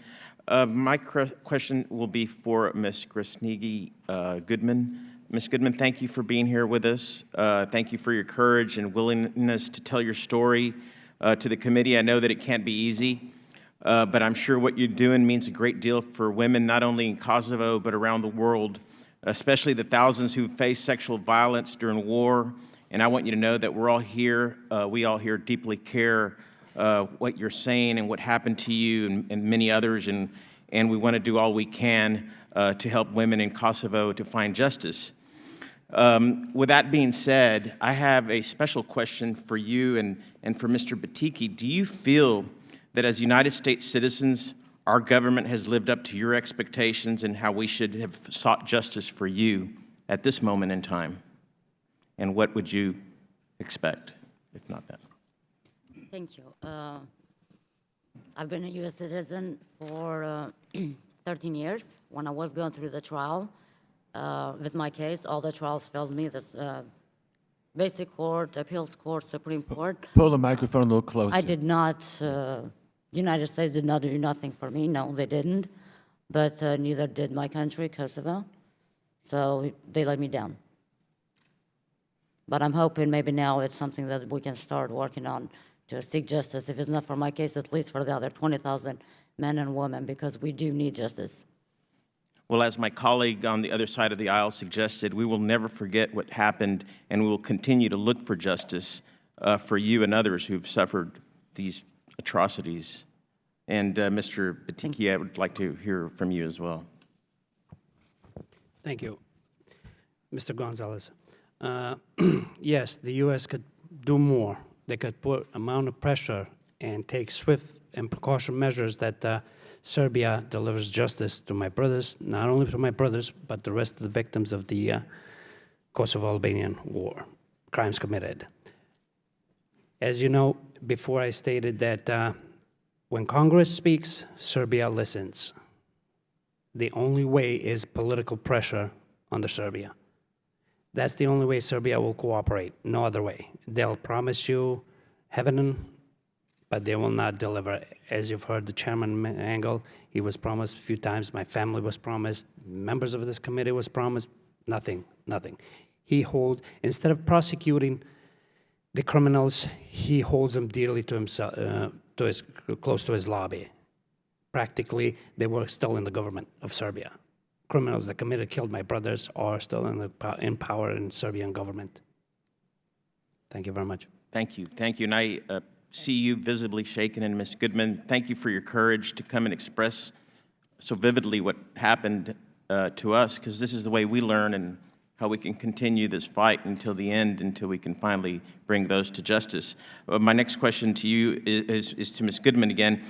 You brought your case to the UN MIK and the EU LX, where no action, nothing was founded, and your case was taken up in the Kosovo court system with 2 Serb policemen indicted, and ultimately the Supreme Court dismissed their case.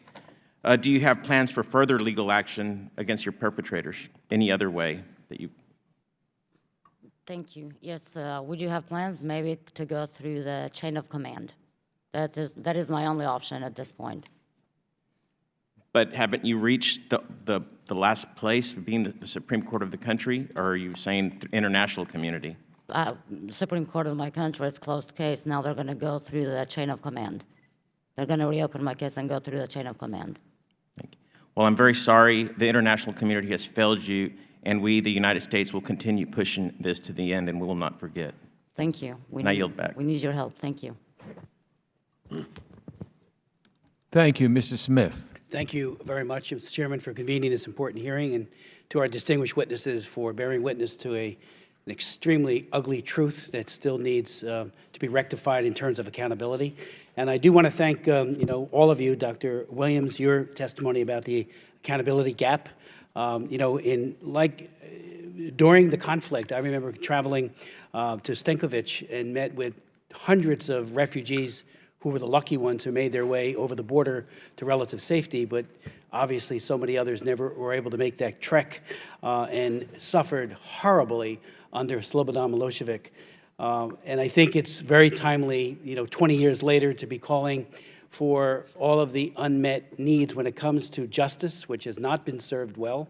As you point out, the number of sexual assaults, about 20,000 individuals were the victims of conflict-related sexual violence, and that is almost a carbon copy of what happened in other parts of that region, particularly in Bosnia. I remember chairing a hearing with Bianca Jagger, who had borne witness to exactly what was happening to Bosnian women, and the same happened to Croatian women. And still, there has yet to be a full prosecution of those who have committed these crimes. And I think this is a fresh reminder that we need to redouble our efforts. If you could speak to the evidence that was gathered by UNMIC, which obviously disappointed in the extreme, why were they so feckless in their work? And is that evidence still available? I mean, one of the things we learned in Srpska as well, Republic of Srpska, was that one of the reasons why reconciliation couldn't happen is because people were living right next door to people who had committed atrocities, including in Srebrenica and elsewhere. So, it's the same thing, obviously, in Kosovo. So I wonder if you could speak to that evidence, whether or not it is still usable. I remember when the original court for Yugoslavia, the former Yugoslavia, was constituted, all of us were concerned, and I actually offered an amendment on it to ensure that we captured that information, because you can't do a prosecution effectively if you don't have actionable data and information. So if you could speak to that, whether or not that information still could be used, eyewitness accounts, for example. And again, I came a little late, so I don't want to be redundant on other questions, but I will look at the record and go over your testimonies very carefully. But thank you so much, and thank you, Mr. Chairman, for this hearing. Mr. Williams. Thank you. Ms. Omar. I think Professor Williams wanted to answer. Oh, I'm sorry. If there's time permitting, I'm Give happy us to time. provide a brief answer. I jumped the gun. Thank you, Congressman Smith. On paper, you would hear that the files gathered by UNMIC were transferred to EULEX, and then those would be made available to the specialist chambers. But you can sort of imagine your crazy uncle's garage in a filing system. And that's my fear, is that when these testimonies were taken, when the witness testimony was made available, the investigators for UNMIC, EULEX weren't trained, didn't prioritize conflict-related sexual violence. There's an incident where NATO troops took over 50 testimonies and provided them to UNMIC, and UNMIC essentially said, well, what do you want us to do with these? And the NATO forces were saying, the victims are coming to us and telling us their stories. You need to get out there in the field and set up proper investigations. So I think what you would find is that there are plenty of leads, and there are plenty of witnesses willing to tell their story and to identify the perpetrators.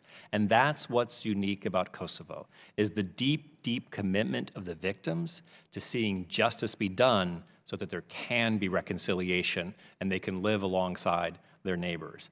It's going to need the resources that the specialist chambers has, and it's going to need the infrastructure that the specialist chambers has. And there's two things that are important about the specialist chambers.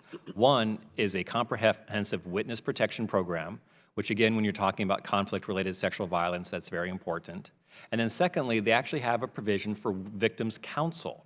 So when you go to the court, there's the judges, there's the prosecution, there's the defense, and the victims actually have the third podium so that they can be represented and they can bring the evidence, they can ask questions, they can cross-examine, they can make submissions. So it provides that role of the victims to basically rebuild the integrity of what is a failed justice process. Again, you can only do that if you clarify, reframe, and possibly amend the statute of the specialist chambers. But that's the only way you're going to get a durable peace in the Balkans. Thank you. Thank you, Mr. Chairman. Thank you, Mr. Smith. Ms. Omar. Thank you. I want to start by saying to Ms. Goodman how much I admire your courage for coming here today and sharing your story. We could all visibly see how shaken you are and how much you're still being traumatized by what happened to you 20 years ago. And to Madam President, so much of your testimony deeply resonates with me. Like both of you, I'm a survivor of war. I particularly wanted to talk to you guys about the use of sexual violence and rape as a weapon of war, which you both spoke about in such clear and heartbreaking terms. As I'm sure you know, the UN recently put a resolution on the use of rape as a weapon of war was severely watered down at the insistence of the United States. This outraged me as it should outrage every American. In the first place, I want to assure you that the administration's position does not reflect that of the American people and does not reflect that of Congress, and it certainly does not reflect my position. As we continue to partner on justice mechanisms in Kosovo, you have allies in Congress on making such complete accountability is made not only for the survivors of war in Kosovo, but those around the world. And in this includes the complete range of necessary reparations, including access to sexual and reproductive health care for victims. Madam President, I'm hoping that you could tell us about your experience in leading the effort in Kosovo, what is necessary to fully address the victims of sexual violence in war, and how the United States can tangibly help address this. Madam Omar, thank you very much. And as I already mentioned also in my long statement filed for your information, that we as a country, as the institution, telling you the truth, we did not know how to handle with the issue of the survivors of the sexual violence for the continuous 13 years after the end of the war, due to the stigma and due to the taboo topic that was existing among our society. But the turning point for the status of the survivor has been the 2014 with the National Council of the Survivors of the Sexual Violence. We started the process of the rehabilitation, reintegration, resocialization, and access on the justice. Just 1 month after the work of the National Council, the law for the war values has been amended, which has recognized the status of the survivors of the sexual violence as the civilian victims of the war, which automatically has guaranteed and granted their rights for the life-term pension, which is directly linked with their further reintegration, rehabilitation processes that has been put already within the system, legislative system of Kosovo, and which the budget has been also approved by the government of Kosovo last year, and we are in the process of the proceeding of the application through the verification committee approved by the government of Kosovo, which is a very slowly process going, but we are very much satisfied because this will be another step forward on their continuous demand and the requirement for the access on the justice, which is also the precondition, because with the application and the coming forward to speak about the atrocity that they have gone through, they will be able for the first time to share their stories, starting from the committee, but also which will indirectly empower the survivors to come forward and to seek the so much needed justice that it has been lacking for the 20 years after the end of the war. Madam Oman, we will never be able to offer these survivors with a full recognition, with a full reparation or justice, or better telling you the truth, that has been overdue for this past 20 years after the end of the war. And if we do not act it now, which is the main reason why we are here today, to establish the necessary mechanism at types of the special court, which will be exclusively investigating the war crimes, crimes against humanity, and including the rape that has been used as a tool of war, this will be forever a burden in our conscience, and we should not allow this. It has been enough happened for this past 20 years. Thank you so much for your presence and your testimony and the work that you're doing. It really speaks to the role women play in reconciliation and sort of helping communities rebuild, as we are storytellers, we are the revivals of our communities. And to you and to everyone who had suffered the horrific war in Kosovo, my heart is with you. Thank you. I yield back. Thank you, Ms. Omar. Mr. Burchett. Thank you, Mr. Chairman, Ranking Member. I appreciate y'all being here. I come from this a little different angle, I guess. My father fought in the Second World War in the Pacific, and he went back to one of the islands that he was on the invasion on, but the other one he didn't. And as a child, I remember him telling me some of the horrific stories of things they found out that in fact, I guess the Japanese were doing to the Koreans and these ladies that they had actually kidnapped. And my father was invited back for the anniversary of that invasion, and he would not go. And looking back on that now, I think I understand why, because of some of the horrific things he saw that were done to those folks at the hands of the Japanese. But, and do I call you President? Is that correct? I'm going to try your last name, jahjaga. Not close? Close? Close? I got it? All right. Well, thank you, ma'am. I'm from East Tennessee. The chairman always thinks I'm from his hometown of New York, but I'm not by my accent. So, but I'm concerned about the Serbians. It says low political will, but that's politically correct. I just think it's gutless that they will to investigate these war crimes. And what more can we do as a country, and I can, as a congressman from Tennessee, to do to put pressure on the Serbian government to bring some justice about? And the follow-up of that would be, is there any hope that we could have some cooperation between the law enforcement and the judicial institutions in Kosovo and Serbia? And I'll just throw that out to the panel, and Madam President, if you want to take a shot at it, that'd be great. Mr. Burchett, thank you very much. And telling you the truth, that was the closest ever I had when pronouncing my surname. Well, thank you. While you mentioned the word low political will, if I may say, there is no political will at all. So far, we haven't seen that to be shown or to be expressed by none of the leadership of Kosovo. On top of that, they have been using Kosovo and the crimes that they have did unjustly towards the innocent people of Kosovo for the political gains within their own country. And they're getting very easily off with that. And the world, the rest of the democratic world, it is not recognizing that, or it's allowing for Serbia to get off very easily with this matter.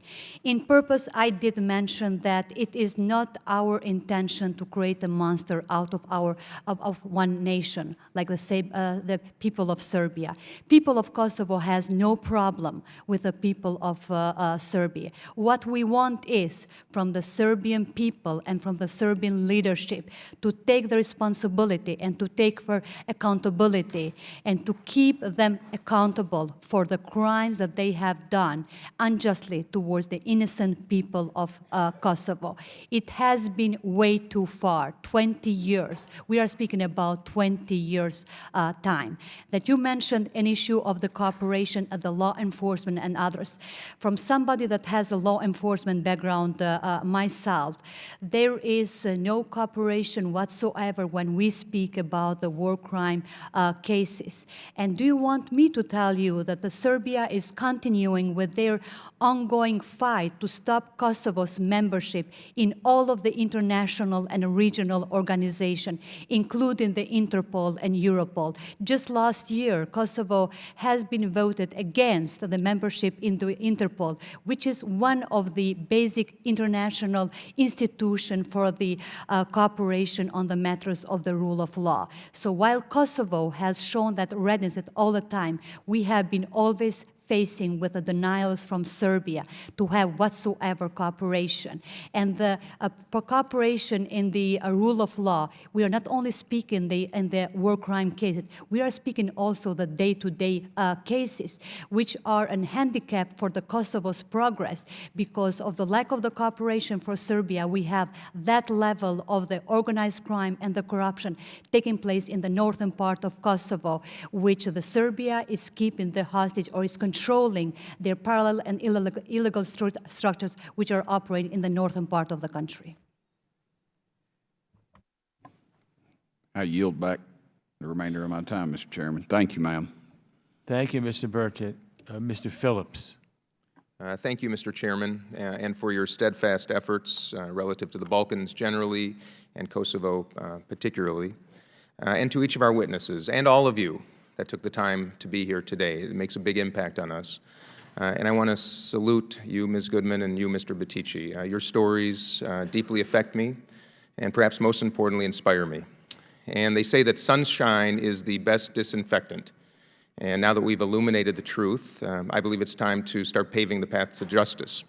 And to that end, the tools available to us are somewhat limited, but foreign aid is surely one of them. Yet if we reduce foreign aid to Serbia, it likely pushes them closer to the Russian sphere. Yet maintaining the status quo does nothing to inspire a change in attitude. So my question begins with you, Dr. Williams. How do we address this conundrum? What levers do you think might be available to us to affect or assert the pressure that is needed, particularly as it relates to how we use our foreign aid? Thank you, Congressman Phillips.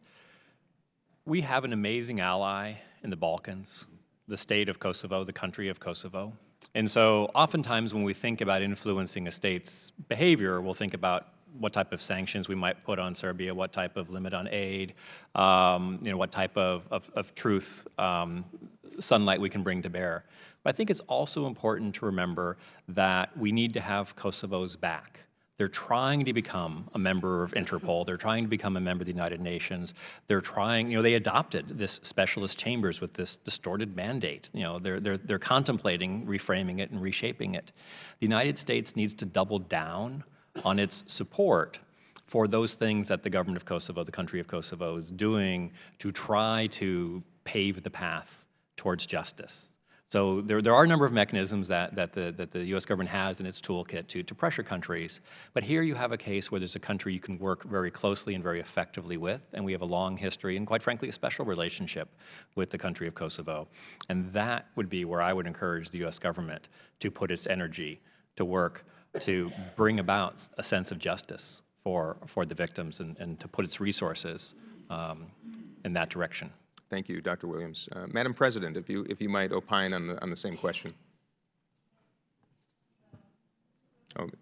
Mr. Williams was very right that United States actually has no stronger ally than Kosovo and the Albanian people, the entire region of the southeastern part of Europe. And United States can help to factor truth and justice in your foreign policy with Serbia. And that has to be one of the priority requirements and has to be a part of the foreign policy of the United States towards the neighboring country our neighboring country of Serbia, and use every mechanism possible that the United States and this committee can do to make a pressure for the establishment of the special court or defining the new mandate and the mission of already existing special court to include also the crimes committed against Albanians. Thank you, Madam President. Before I yield back my time, I just remind everybody that we must be relentless. Never a time to give up, and I think over time, if each of us, with the same end game in mind, work together in a bipartisan fashion on this side, and all of you collectively, we will see the change that we desire. I yield back my time. Thank you, Mr. Phillips. Mr. Vargas. Thank you very much, Mr. Chair. Mr. Chair, I kind of knew you before I got here because of the family that lived with us. We were very fortunate in that when we were seeing what was happening with the atrocities in Kosovo, my wife and I decided to adopt a family from Kosovo. And so we did. And so family lived with us for 2 years. Brahim, Sevdi, Laria, although she writes it Larij, we used to tease her that it was Larij, but it's Laria and Blarina. So they lived with us for 2 years. They were from a place called Podajevo. At least that's how I pronounce it. Not from Pristina, because so many people that I met later on were from Pristina. And so I heard of all the atrocities, all the terrible things, but I also heard of Mr. Engel because all the work that you did, and in particular, Bill Clinton. And when I had a picture of Bill Clinton, they were very excited to see that. But I have to say, they live in San Diego now. They're doing extremely well. One of the daughters, she's the person who runs the manager of a Wells Fargo branch. The other one's in college still. Both the husband and the wife are doing extremely well. And he's like my 7th brother. I have 6 brothers. He's like the 7th, and she's like the 4th sister that I have. They're wonderful, wonderful human beings and people, and we love them deeply. But the atrocities that they saw, thank God that they avoided many of them, although their life was very difficult. They went to Macedonia. From Macedonia, they were airlifted to Fort Dix, New Jersey. And from Fort Dix, New Jersey, they came to our house in San Diego. And again, they lived with us for almost 2 years. But I'm horrified that we haven't done more on these war crimes. And one of the things that was interesting to me, I always used to ask Brahim, I said, how did you live before? Before, were you always fighting? He goes, no, it was amazing. He said that, neighbors that we knew were turning us in, saying that these are Muslims, these are Kosovars, people that we'd known forever. They were our friends, how they turned against us. And some of the people that committed atrocities. And that we haven't been able to bring these people to justice is I think, a real travesty. So, Dr. Williams, I'd like to ask you, I thought that the tribunal was going to work better, frankly, and it hasn't. And why is that? We know that the crimes are there. I've been listening to all the testimony. The crimes are there. The victims are there. The evidence is there. It seems like the will's not there. What do we need to do, Dr. Williams? Because I think we have to have a better resolution than we have today. Thank you, Congressman Vargas. The difficulty with the specialist chambers, the tribunal, is that it has a distorted origin. It came about because there was this misperception that there hadn't been justice for all. But as we've seen in the testimony, the Yugoslav tribunal and then the EU and the UN domestic tribunals hybrids bent over backwards to pursue moral equivalency, to treat all sides as equal. And then somehow this court popped about to prosecute ethnic Albanians associated with the Kosovo Liberation Army. And there wasn't the thought or the need to perceive how it would become distorted as it was implemented. That said, it is an internationalized tribunal. It's a Kosovo tribunal, but it's a hybrid and it's based in The Hague. And you can read the statute to actually provide accountability for all of the perpetrators and justice for all of the victims, but there hasn't been the political will to do that. When you look at the public statements of the European officials or those that comment on the court, they still echo the perception that it's an ethnically based tribunal just focused on the Kosovo Albanians. It's legally incorrect, but as a lawyer, I can tell you that doesn't really matter. It's the public perception of the diplomats. And that's why you need a counter narrative. All perpetrators should be held accountable. All victims should have access to justice. And this tribunal, which is a state-of-the-art tribunal and has learned the lessons from a dozen other international hybrid tribunals, is the place to go. Well, I have to tell you, my time's almost up, but I have to tell you, I mean, there is no moral equivalency here. Most of the atrocities were committed by the Serbs against the Kosovars. I mean, that's reality. And so many of the people who committed these horrible crimes you heard of have not been brought to justice. And I think we have to figure out a way to put more pressure on, not only to have the back of our friends, but also those that committed these crimes. We need to apply more pressure to bring these people to justice. Dr. President, yes. Mr. Vargas, if I may, because Dr. Williams has mentioned that there has not been a political will. It's true, it's never been a political will. And telling you the truth, there is never a political will from none of the parties would be the political will if there is not a sufficient pressure coming from the bodies which are required. And that is what we are requiring from you. The necessary pressure and the mechanisms to be used towards Serbia, to hold them accountable and to moving in that direction, to keep them, to build in this political will that they're supposed to have from the day one. Thank you, and I agree with you completely. Thank you. Thank you, Mr. Chairman. Thank you. Thank you, Mr. Vargas. I want to just take a prerogative to comment on something that Dr. Williams had mentioned, and that is that you would think that 20 years later we would have been more down the line. We would have accomplished more. We would have done more. And President Jahjaga said it as well. It's really disappointing that the political will of the rest of the world hasn't really been there. It's just unbelievable. And you know, if you go to Kosovo, there is no more pro-American country than Kosovo. You get stopped in the street by strangers. They know we're Americans. They want to be part of us. They want us to be part of them. And I just think the people of Kosovo deserve so much more. Mr. Sherman. Mr. Chairman, we've served on this committee together for 23 years. And during those 23 years, I have seen your dedication to the innocent victims in Kosovo. And I've seen other members of Congress get involved in a particular issue or focus on a particular part of the world, but I've never seen any of our colleagues put their head and their heart into a human rights issue as you have for the people of Kosovo. I had the opportunity to visit the refugees 20 years ago, and it is appropriate to have this hearing now, not because something happened 20 years ago, but because of what is continuing to happen and, more importantly, not happen. I want to say a few words of praise for the United States.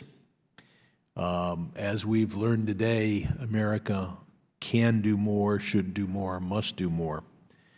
But looking around the world, America is depicted as a nation that will always take a position against people or nations that are predominantly Muslim or of Muslim heritage. But in fact, no nation did more to protect the people of Kosovo, of all religions, a nation of predominantly Muslim heritage. No nation did more to protect the Bosniaks and the people of Bosnia. And chairing the Asia Subcommittee, no nation is currently doing more for the Rohingya and for the Uyghur. Now we need to do more, but the world, especially the Muslim world or the countries that are predominantly of Muslim heritage, need to understand America's role and that others have not done as much. And of course, we bombed Serbia twice, once for those to protect the people of Kosovo and once to protect the people of Bosnia. I'll ask all the witnesses, but starting with Dr. Williams, what specific steps should the United States take to help the country of Kosovo, and particularly focus on how do we get Kosovo into Interpol? That just makes us all less safe. If you're in favor of crime, then you want to keep countries out of Interpol. What argument is there to exclude them, and what pressure can the United States put on that one issue and other issues? And then we'll turn to Madam President. Thank you, Congressman Sherman. The United States has tremendous leverage when addressing questions of the former Yugoslavia, and in particular Kosovo. As you noted, the Americans, through NATO, led the humanitarian intervention to stop the violence and atrocities in Kosovo. It was the American airplanes which were doing the no-fly zone over Bosnia and engaged in the airstrikes to protect the people of Bosnia, as well as the UN peacekeepers.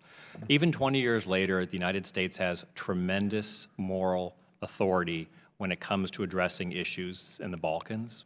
And it's appropriate for the United States to draw down on that moral authority when insisting that Kosovo become a member of Interpol, when seeking to promote its membership in the United Nations. Kosovo is recognized by over 100 countries, but isn't a member of the UN, and so this has some consequences for its ability. But is there a particular strategy, Madam President, that we should use with regard to Interpol, the UN, or other international organizations?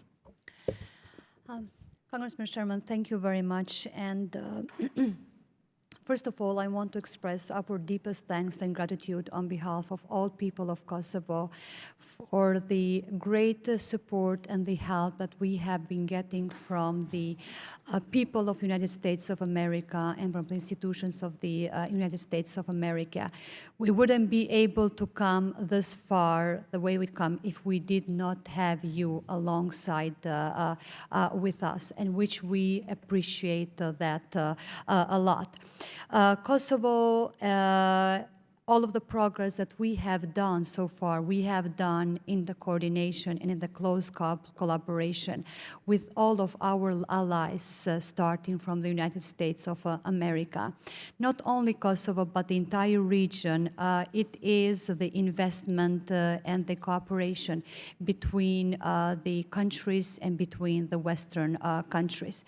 But somehow we are in the halfway, that we need, if I may use the term, the final push in order to be in the other half, that we do not endanger any of the processes or any of the progress of sliding back that we have jointly invested so much in these past 2 or 3 decades.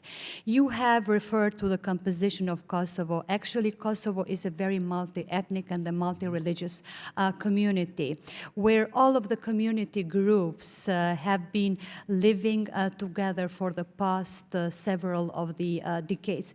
Tell you the truth, that has been one of the biggest strengths that we have been able always to build upon that none of that has been the reason why the war has started in Kosovo, but the reason has been for the power struggle and for the egos of for the certain political gains which within the nine that turns their neighbors into the enemies in there. And so Kosovo, in all of its initiatives, no matter being member state of the regional organization or the international organization, starting from the United Nations. So far, as Dr. Williams has mentioned, we have been recognized by over 110 countries around the world. We are closely Is there any cooperating. particular thing we could do Yes, at Interpol we are to closely press them the right cooperating, direction? and there is a strategy in place by the government of Kosovo, which we we have shared with all of the authorities here and with other allies what has to be supported.